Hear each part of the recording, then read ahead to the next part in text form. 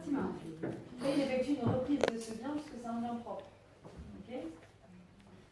Alors, qu'est-ce qu'on nous a dit d'autre? On nous a dit il a perçu, enfin, il avait au moment du mariage 50 000 euros de liquidité. Donc, ces 50 000 euros, on ne dit pas trop ce qui s'est passé. On suppose qu'elles ont été utilisées par la communauté. C'est la fongibilité, hein, c'est sorti la rentrée. Après, il avait ses revenus qui sont arrivés sur ce compte bancaire, il a fait des dépenses pour la communauté, et tout ça entraînait que, au final, tout l'argent était utilisé par la communauté. Donc là, tout de suite, ce que vous dites, c'est que la communauté devra une récompense. Et là, il n'y a pas besoin de réévaluation ou quoi que ce soit parce qu'on n'est pas dans une dépense d'acquisition. Donc c'est de la dépense faite. Donc on est sur 50 000 euros de récompense qui est due de la communauté à Pierre. Ok? Donc vous ne prenez pas la même couleur que pour le précédent, vous prenez une autre couleur pour vous mettre pour la récompense due à la communauté. Donc c'est la communauté qui devra récompenser. Communauté, toi. Après, je vais essayer de modifier à la place de nature de bière, je vais mettre des Qu'est-ce qu'on a après d'autre? On peut prendre la même couleur parce que c'est dû par Pierre à la communauté. Alors, soit on les met. Non, c'est. Oui, mais c'est Pierre. On peut considérer que Pierre, c'est Pierre. Alors après, il faut voir, après vous les mettez dans le bucket. Il faut voir comment vous gérez vos... Ah ouais, il faut voir, est-ce que vous mettez... moi, vous allez avoir les couleurs partout. Moi, je mets les couleurs par personne, et après, je mets un passif et un actif. Non, enfin, après, voilà.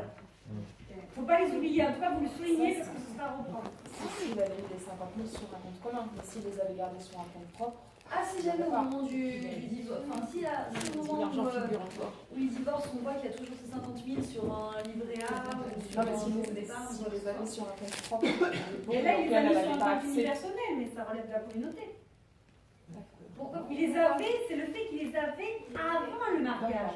Donc c'est forcément des deniers communs qui ont été utilisés,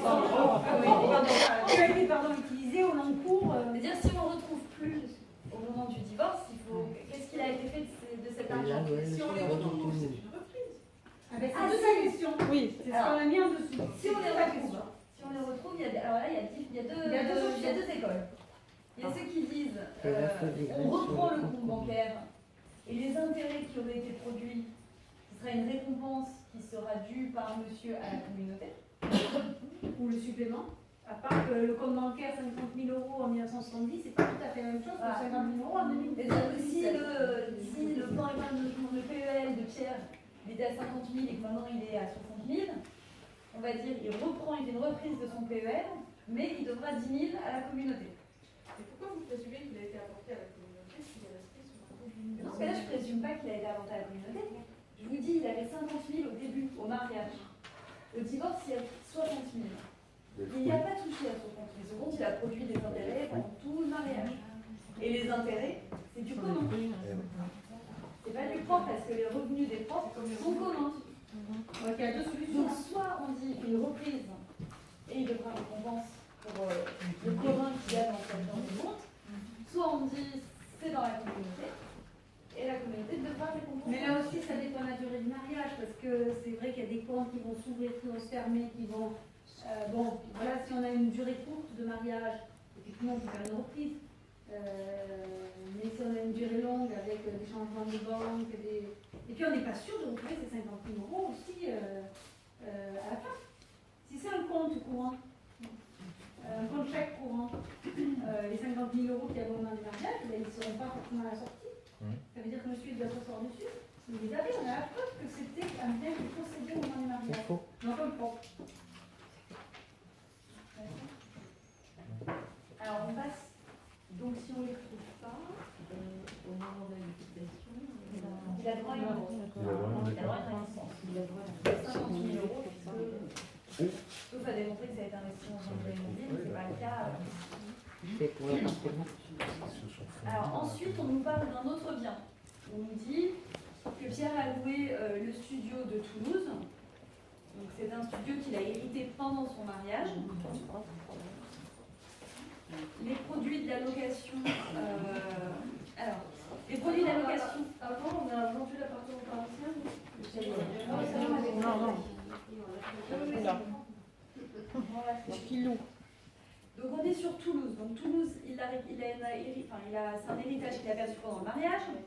Les produits d'allocation ont servi à financer des travaux d'amélioration du bien, donc 12 000 € au total. Et là on vous dit, sans les travaux, le bien aurait une valeur de 50 000. Avec les travaux, il a une valeur de 70 000. Alors le studio à Toulouse, bon, sur sa qualification, on est tous d'accord, c'est un propre. Oui, mais les loyers sont communs. Les loyers sont communs. Les travaux d'amélioration, ce n'est pas des travaux nécessaires, des dépenses nécessaires. Ce n'est pas des dépenses d'entretien. C'est-à-dire que ce qu'il faut savoir, c'est est-ce que, en effet, les revenus c'est commun, mais on vous a dit le corollaire des revenus communs, c'est que la communauté supporte les charges d'entretien, de jouissance du bien. Vous faites comme si c'était le locataire ou le propriétaire. Tout ce qui est charge locative, c'est pour la communauté.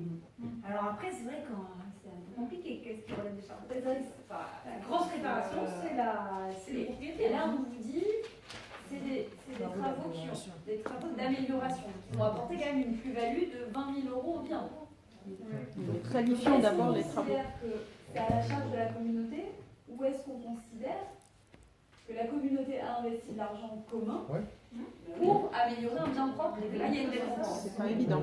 Une récompense de 20 000 € due à la communauté. Voilà, c'est ça. C'est-à-dire que là, c'est pas à la communauté de supporter ça parce que c'est des travaux d'amélioration. Et donc on va calculer une récompense. Qui, vu que c'est des travaux d'amélioration, la récompense ne peut pas être inférieure au profit subsistant. Votre profit subsistant, là, il est simple à calculer. Vous regardez la valeur du bien avec travaux, la valeur du bien sans travaux. 20 000 €. C'est votre profit subsistant. C'est la récompense qui est due par Pierre à la communauté. C'est bon, tout le monde est d'accord? Alors, on nous parle de quel autre bien après? On nous dit en 2005, Marie a hérité d'un terrain à bâtir à Saint-Jean-de-Luz. C'est la chance. Donc, un héritage pendant la communauté, c'est un propre de madame. On est d'accord.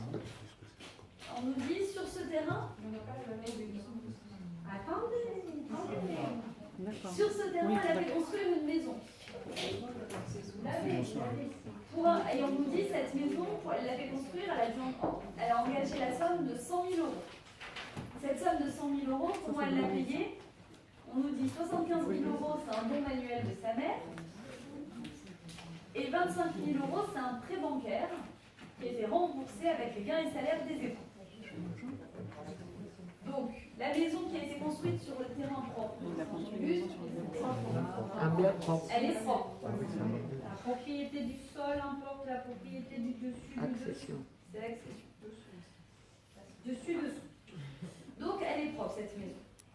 Alors après, comment on l'a financée? On nous dit 75 000 €, c'est un don manuel de la mère. Propre.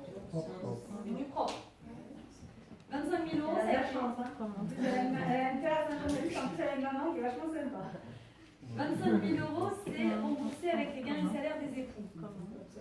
Commun. C'est la communauté qui a investi des fonds communs dans un bien propre, donc il y a une récompense. C'est des dépenses d'acquisition.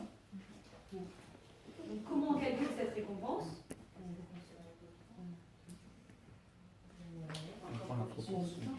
Profit subsistant.